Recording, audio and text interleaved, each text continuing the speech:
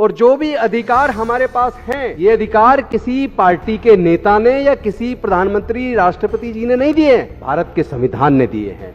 जो लोग जनता के पैसे जो बैंक में जमा थे, उन बैंक के पैसे को जो लोग विदेशों में भाग गए मार के, उनको लोन दिलवाने में किसने मदद की? कि जनता के पैसे को लेकर विदेश में भागने में किन लोगों ने मदद की? कितना कितना पैसे की मनी लॉन्ड्रिंग हुई है भारतीय जनता पार्टी के नेताओं के द्वारा शेड्यूल करके बनाए गए ऑपरेशन लोटस की लुटिया डुबोई। जो हमारे देश के अंदर, चाहे वो ईडी हो, चाहे वो सीबीआई हो, चाहे ब्यूरोक्रेसी के लोग हों, चाहे सांसद हो, विधायक हो, मंत्री हो, मुख्यमंत्री हो, प्रधानमंत्री हो, राष्ट्रपति हो, मुझे लगता है सबको ये समझना चाहिए कि हम सब लोग देश की जनता के लिए हैं, देश की सेवा करने के लिए हैं। और जो भी अधिकार हमारे पास हैं, ये अधिकार किसी पार्टी के नेता ने या किसी प्रधानमंत्री राष्ट्रपति जी ने नहीं दिए हैं। ये अधिकार हमें डॉक्टर बाबा साहेब अम्बेडकर के संविधान ने, भारत के संविधान ने दिए हैं। हमारा समर्पण देश के संविधान के प्रति होना चाहिए, हमारा समर्पण देश की जनता के लिए होना चाहिए, हमारा समर्पण भारत माता के लिए होना चाहिए। लेकिन जिस प्रकार सभी जांच एजेंसियां भारत के संविधान के प्रति समर्पित होने की बजाय केंद्र की सरकार के सामने घुटने टेक कर अवैध काम में लगी हैं, सरकारों को गिराने के लिए संविधान से प्राप्त शक्तियों का दुरुपयोग करने में लगी हैं, यह बेहद शर्मनाक है। यह पूरे देश के साथ धोखा है। मुझे लगता है देश के लोगों को इस अंतर को समझना चाहिए कि कौन देश से प्यार करता है और कौन सच्चे मायने में देशद्रोही है। सीबीआई को मैं आज एक काम मैं सौंपना चाहता हूं। मैं चाहता हूं सदन के माध्यम से पूरे देश के सामने जाए और सीबीआई, ईडी, उनको भी पता लगे। ईडी को मनी लॉन्ड्रिंग कहां हो रही है, इस पर अगर खोजना ही चाहती है तो वो अपना टाइम आम आदमी पार्टी के मंत्रियों के यहां खोजने में ना लगाए। ये तो आप समय की और पैसे की, देश की जनता के पैसे की बर्बादी कर रहे हैं। अगर आप सच में जांच करना चाहते हैं मनी लॉन्ड्रिंग कहां कहां हो रही है, पैसा कहां जा रहा है, अगर इसकी जांच करना चाहते हैं तो ऐसे लोगों की जांच करो जो लोग जनता के पैसे जो बैंक में जमा थे, उन बैंक के पैसे को जो लोग विदेशों में भाग गए मार के, उनको लोन दिलवाने में किसने मदद की? उनकी जांच कर लो तो मुझे लगता है हजारों करोड़ निकल आएगा। और साथ में उनकी भी जांच कर लो कि जनता के पैसे को लेकर विदेश में भागने में किन लोगों ने मदद की। अगर इसकी भी जांच हो जाए तो कितना कितना पैसे की मनी लॉन्ड्रिंग हुई है, शायद वो भी पकड़ में आ जाए।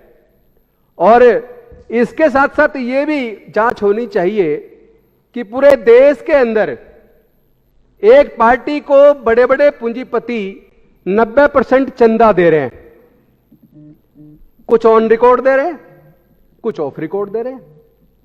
लेकिन ये जांच जरूर करनी चाहिए ईडी को और सीबीआई को कि जिस पार्टी को 10,000 crore on record, of record चंदा दिया, उस पार्टी ने केवल 10,000 करोड़ के लालच में 10 लाख करोड़ से ज्यादा उन्हीं चंदा देने वालों का लोन माफ कर दिया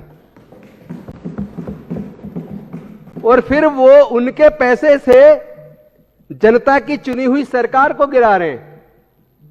मैं तो धन्यवाद करूंगा अपने आम आदमी पार्टी के जाबाज विधायक साथियों का, जिन्होंने लुटियन जोन्स में बैठकर भारतीय जनता पार्टी के नेताओं के द्वारा शेड्यूल करके बनाए गए ऑपरेशन लोटस की लुटिया डुबोई।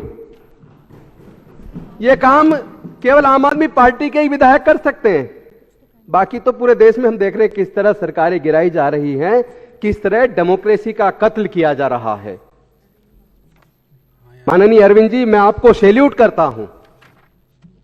भारत में कम से कम एक नेता तो ऐसा हुआ जिसने डॉक्टर बाबा साहेब अंबेडकर के सपने को, जिसने शहीद भगत सिंह जी के सपने को, जिसने भारत के संविधान निर्माताओं के सपने को, जिसने भारत के स्वतंत्रता सेनानियों के सपने को साकार करने के लिए अपना पूरा जीवन कुर्बान करने के लिए तैयारी कर दी। यह आपका बलिदान बेकार नहीं जाएगा अरविंद जी। आप मेरे शब्दों को आज याद रख लीजिए, आपका बलिदान बेकार नहीं जाएगा। आप देश बचाने निकले हैं, तो या तो कोई देश बचा सकता है या फिर अपने दोस्तों को बचा सकता है। एक तरफ क्रिमिनल दोस्त हैं, उनको बचाया जा रहा है, एक तरफ देश बचाया जा रहा है। तो मैं समझता हूं हम सबको अरविंद जी के साथ इतने मजबूती के साथ खड़ा होना चाहिए। जब तक भारत के देश के सारे संसाधनों को बेचने वाले लोगों को केंद्र की सत्ता से बेदखल ना कर दे, तब तक चैन से नहीं बैठना है किसी को, तब तक चैन से नहीं बैठना है। कुर्बानी तो देनी पड़ेगी। इतिहास को ऐसे नहीं लिखा जाता। इतिहास में दो तरह के लोग होते हैं। कुछ लोग सामान्य होते हैं, सामान्य लोग भी प्रधानमंत्री और राष्ट्रपति की कुर्सी तक पहुंच जाते हैं, लेकिन कुछ लोग ही होते हैं जो इतिहास पुरुष होते हैं। इतिहास पुरुष लिखने वाले लोग इतिहास बदलने का काम करेंगे, इतिहास लिखने का काम करेंगे। मुझे डॉक्टर बाबा साहेब अंबेडकर की एक बात याद आती है। वो कहते थे, देश का संविधान, किसी भी देश का संविधान कितना ही अच्छा क्यों ना हो, अगर उसके लागू करने वाले लोगों की नीयत ठीक नहीं है तो वो संविधान बुरा साबित होगा। लेकिन अगर देश के संविधान में थोड़ी बहुत कमी भी हो और उसको लागू करने वाले लोग ईमानदार हों, उनकी नीयत अच्छी हो, तो वो संविधान दुनिया का सबसे अच्छा संविधान साबित होगा। तो आज ऐसे नेताओं की जरूरत है जो देश से प्यार करते हैं। क्योंकि अभी देश में जिस तरह की परिस्थितियां चल रही हैं, उसमें हमारा गर्दन शर्म से झुक जाती है।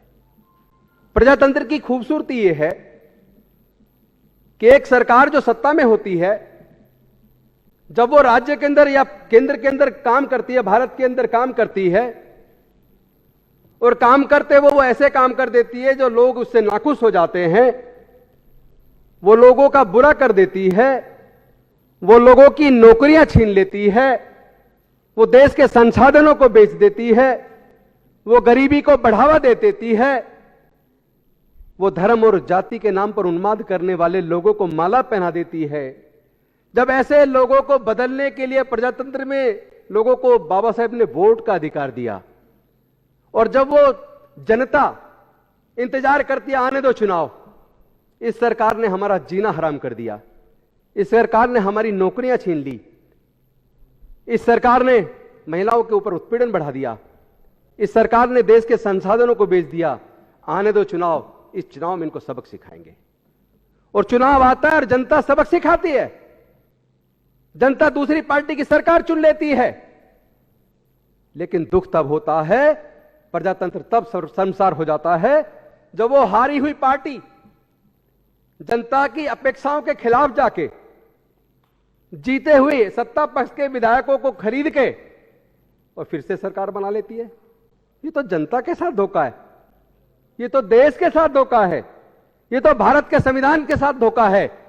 ऐसा काम करने वाले सच्चे मायने में देशद्रोही हैं।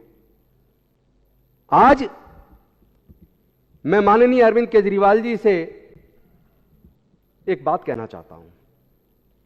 पूरा देश आपको एक आशा की किरण के रूप में देख रहा है, पूरा देश आपको एक उम्मीद के तौर पर देख रहा है।